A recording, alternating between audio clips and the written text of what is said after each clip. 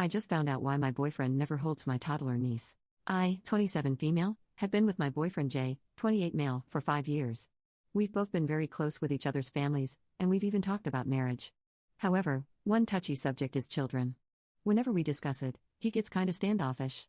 He doesn't really dismiss the idea though, it's just that he doesn't seem invested.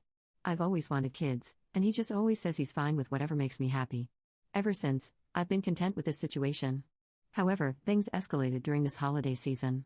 Our setup has always been that Jay spends Christmas Eve and dinner with my family, then I spend Christmas Day with his family.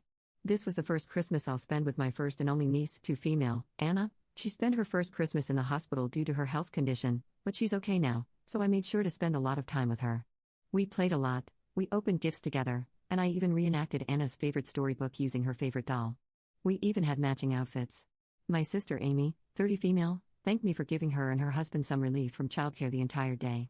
However, Amy also said she noticed that Jay, who was just either sitting on the couch watching me or helping my mom with the dishes, was kinda distant with Anna.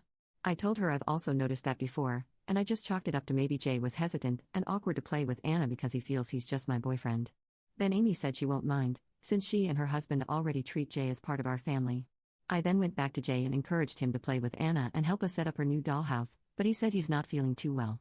He ended up drinking a few more beers and stayed on the porch by himself, scrolling on his phone.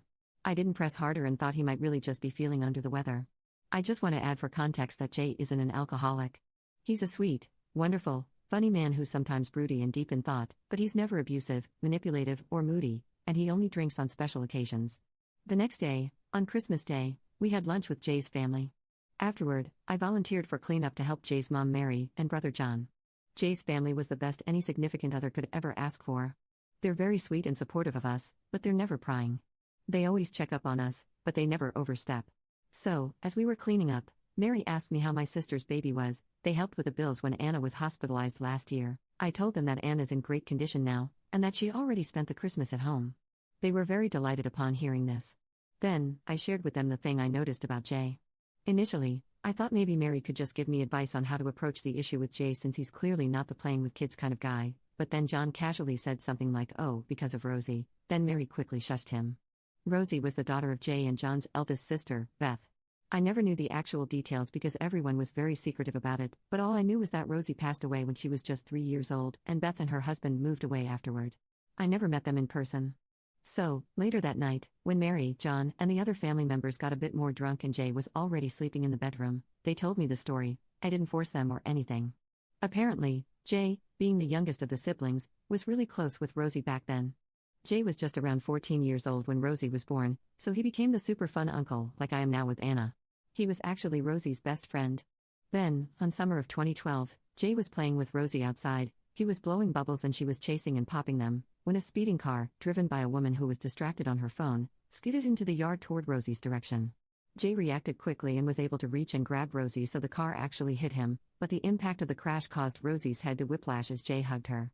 Jay was in a coma for 3 days and had multiple severe injuries and internal bleeding, but Rosie didn't make it.